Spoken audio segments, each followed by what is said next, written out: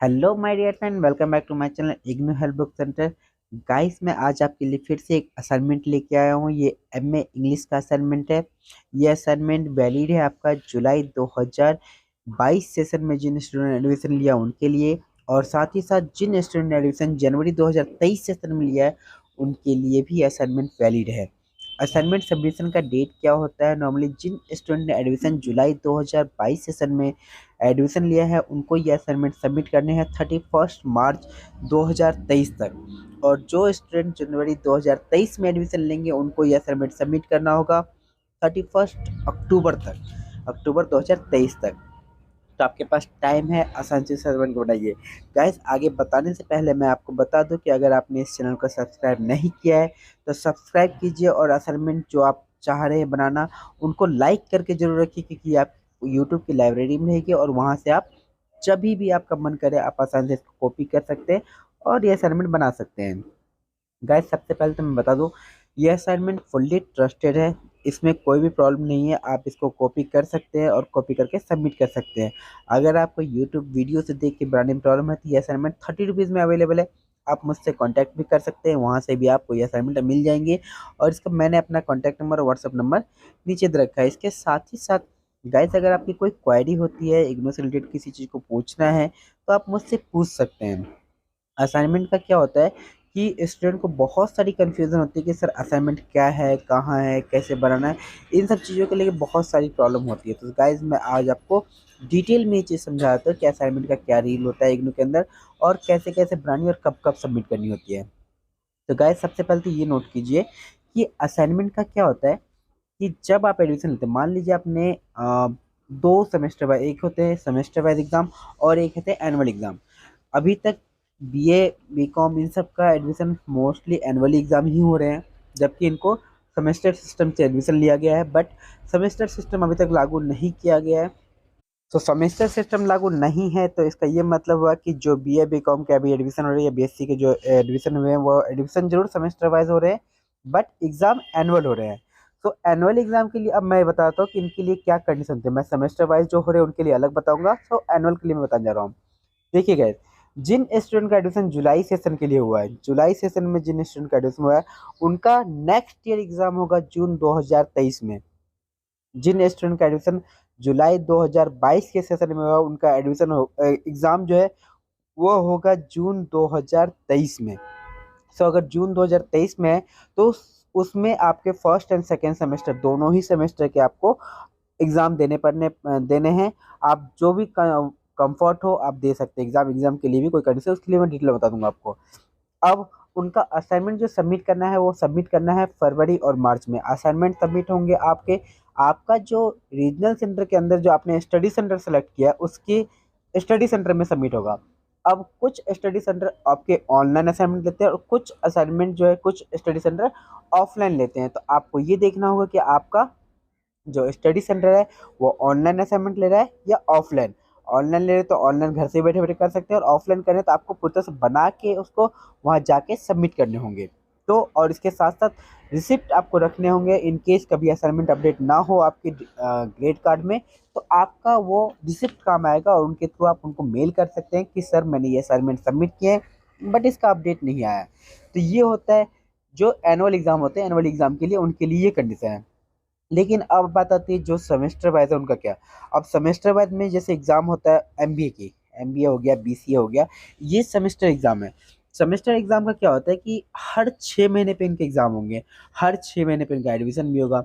Suppose जिन student ने first semester जुलाई 2022 में first semester में एडमिशन लिया उनका एग्जाम जो है फर्स्ट सेमेस्टर वो दिसंबर 2022 में ही उसका एग्जाम हो जाएगा। साथ ही साथ दिसंबर 2022 में ही उसको अपना एडमिशन भी कराना होगा, वो एडमिशन सेकेंड सेमेस्टर के लिए कराएगा। सो इनका क्या हुआ कि हर 6 महीने पे इनका एडमिशन भी हो रहा है, एग्जाम भी देने हैं। तो ये चीज़ सेमेस्टर वाइज के लिए था। अब जिन स्टूडेंट का सेमेस्टर वाइज की मैं बात करूँ, जिन स्टूडेंट का एडमिशन सेमेस्टर वाइज एग्जाम के लिए हुआ है जुलाई 2022 में, उनको ये असाइनमेंट सबमिट करने होंगे आपके अक्टूबर 2022 में। क्योंकि एग्ज़ाम आपको दिसंबर में देना है, सो आपको असाइनमेंट पहले ही सबमिट करनी होगी। सो गाइस, ये है असाइनमेंट का पैटर्न कि असाइनमेंट आपको एग्ज़ाम से पहले देनी होती है, जब भी आप एग्ज़ाम दें उससे पहले। लेकिन ये याद रखिए कि अगर सपोज़ किसी टाइम में आप असाइनमेंट सबमिट नहीं किए, तो आप जब भी उस असाइनमेंट को सबमिट करेंगे तो उस वक्त जो सेशन चल रहा होगा उसके अकॉर्डिंग ही आप असाइनमेंट बनाएंगे। ये नहीं कि सपोज़ आप 1 साल पहले इग्नू में लिए थे, बट किसी कारण से नहीं दे पाए पेपर और नहीं दे पाए असाइनमेंट, तो आप पुराने बैक टाइम का असाइनमेंट नहीं देंगे। इस वक्त जो लेटेस्ट सेशन का असाइनमेंट सबमिट हो रहा है, तो आपको वही वाले असाइनमेंट सबमिट करने हैं, ना कि इससे बाद वाले, ना इससे पहले वाले। जो सेशन चल रहा है आपका, उस सेशन का ही असाइनमेंट आपको देना पड़ेगा। तो ये बात बिल्कुल बेसिकली ध्यान रखिए, क्योंकि स्टूडेंट कहीं ना कहीं यहाँ पे गलतियाँ करते हैं। ये तो हो गई असाइनमेंट को लेके। अभी मैंने कहा था एग्जाम के लेके। इग्नू में एग्जाम का एक पैटर्न है कि इग्नू में आपको सपोज बीए में एडमिशन लिए तो बीए में आपको 6 साल दिए गए हैं, तो उस 6 साल में आप चाहे तो एक साथ सारे पेपर दे सकते हैं, या चाहे तो अपने टाइम के अकॉर्डिंग कर सकते हैं। इट मीन्स जुलाई 2022 में आप मान लीजिए आपका एडमिशन हुआ फर्स्ट ईयर में, आपका नेक्स्ट एग्जाम जो होगा वो जून 2023 में होगा। उसके बाद जून 2023 में आपको फिर से एडमिशन में होना है सेकेंड ईयर के लिए, और उसका एग्जाम 2024 में होगा जून में। लेकिन गाइस, अगर ऐसा है कि आपको एक एडमिशन के बाद 9 महीने के गैप के बाद आप एग्जाम जो है किसी भी कंडीशन में दे सकते हैं। इट मीन्स ये हुआ, बीए में आपके 8 सब्जेक्ट है, जून 2023 में आपको 8 सब्जेक्ट एग्जाम की जगह पे आप चाहे कि मैं 4 सब्जेक्ट अभी प्रिपेयर हूँ, 4 का मैं बाद में दूँ, तो वो कर सकते हैं आप। कैसे? जून में आप सिर्फ 4 एग्जामिनेशन फॉर्म भरिए 4 सब्जेक्ट के लिए, आपने 4 दिया, देन दिसंबर में फिर से एग्जाम हो गए इग्नू के, आप उसमें वो बाकी जो रेस्ट बचे हुए 4 सब्जेक्ट है उनके भी एग्जाम दे सकते हैं। इट मीन्स 6 6 महीने पे एग्जाम होते हैं। आपको जिस एग्जाम में अपेयर होना है, आप अपने आप को एग्जामिनेशन फॉर्म फिल कीजिए और अपेयर हो सकते हैं। तो ये इग्नू की खासियत है, जिसमें कोई प्रॉब्लम नहीं है। और इसके साथ साथ खासियत ये भी है कि इग्नू में आपको कहीं भी जाना नहीं है। अगर सपोज आपने सिटी चेंज कर ली है, आप मान लीजिए कि पहले दिल्ली में थे, आपका एडमिशन दिल्ली में हुआ है, दिल्ली के रीजनल सेंटर और स्टडी सेंटर दिल्ली का मेरा हुआ है, बट प्रेजेंटली आप शिफ्ट होकर यहाँ से चले गए हैं गुजरात, या फिर कोलकाता चले गए। आप कोलकाता गए या गुजरात गए, आपको असाइनमेंट तो स्टडी सेंटर में ही सबमिट होगा, चाहे वो ऑनलाइन या ऑफलाइन, वो आपको सबमिट कराना ही पड़ेगा। लेकिन एग्ज़ाम के लिए क्या है, एग्ज़ाम आप चाहे तो कलकत्ता में देना चाहे तो कलकत्ता एग्जाम सेंटर चूज कर सकते हैं, या गुजरात में देना है तो गुजरात का एग्जाम सेंटर चूज कर सकते हैं। तो आप वहाँ भी एग्जाम दे सकते हैं विदाउट एनी कंडीशन। और रही बात असाइनमेंट की, तो असाइनमेंट कोई बात नहीं यार, 3 साल का एग्जाम क्लियर कीजिए, 3 साल के बाद कभी भी दिल्ली आना होता है, अगर ऑफलाइन असाइनमेंट सबमिट हो रहे हैं तो 3 साल का एक बार आप असाइनमेंट लेके आइए और असाइनमेंट सबमिट कर दीजिए।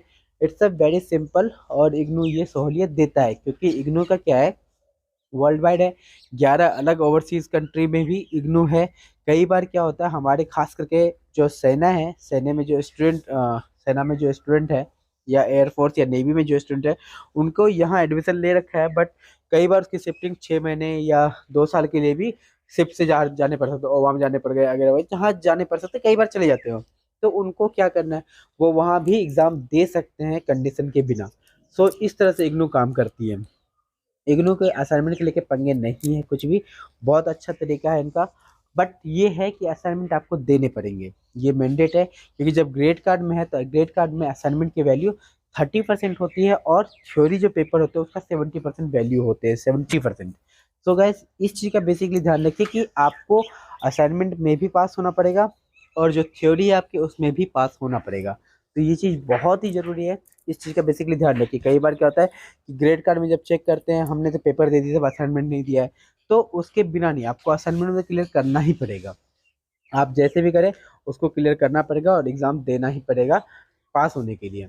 इसके साथ साथ जो भी प्रोजेक्ट आपके बनते हैं वो प्रोजेक्ट को भी बनाना पड़ेगा। बट वैसे जो मेन कोर्स MBA सब है उनमें प्रोजेक्ट होते हैं, हर एक कोर्स में प्रोजेक्ट नहीं होता है, सो इस चीज़ का टेंशन नहीं है, आपको प्रोजेक्ट का वैसे भी टेंशन पता लग ही जाते हैं। क्लासेस के भी इग्नू की खासियत है कि हर वीकेंड पे ये लोग क्लासेस देते हैं। कोविड से पहले की बात करूँ मैं, क्लासेस प्रोवाइड करते थे ये लोग। कैसे? ऑफलाइन क्लासेस, आपका जो स्टडी सेंटर है वहाँ पे सैटरडे संडे क्लास हुआ करती थी, या फिर जो भी वीकेंड है, जैसे दुर्गा पूजा में वीकेंड है, दिवाली टाइम पे वीकेंड, तो उन वीकेंडों में इनके क्लासेस प्रोवाइड थी, रेगुलर कॉलेज उनको दिया जाता था और वहाँ जाके स्टूडेंट पढ़ाई करते थे। But after this pandemic situation change हुआ है कुछ, वो चेंज क्या हुआ है कि ऑनलाइन क्लासेस ज़्यादा कराई जा रही है। हर स्टडी सेंटर अपने यहाँ से ऑनलाइन क्लासेस करवाती है, जो कहीं से भी स्टूडेंट किसी भी इंडिया के किसी भी कोने से या वर्ल्ड के किसी भी कोने से बैठ के आराम से वो क्लासेस ले सकते हैं। तो इग्नू ने ये फैसिलिटी अब दिया है। तो अब बेसिकली इग्नू और इम्प्रूव कर रहे हैं इन चीज़ों को, और देखते हैं आगे क्या होता है। सो गाइस, ये असाइनमेंट है आपका MA के लिए। आप ये असाइनमेंट पूरी तरह से बनाइए और सबमिट कीजिए। इन केस कोई तरह की डाउट होती है, आप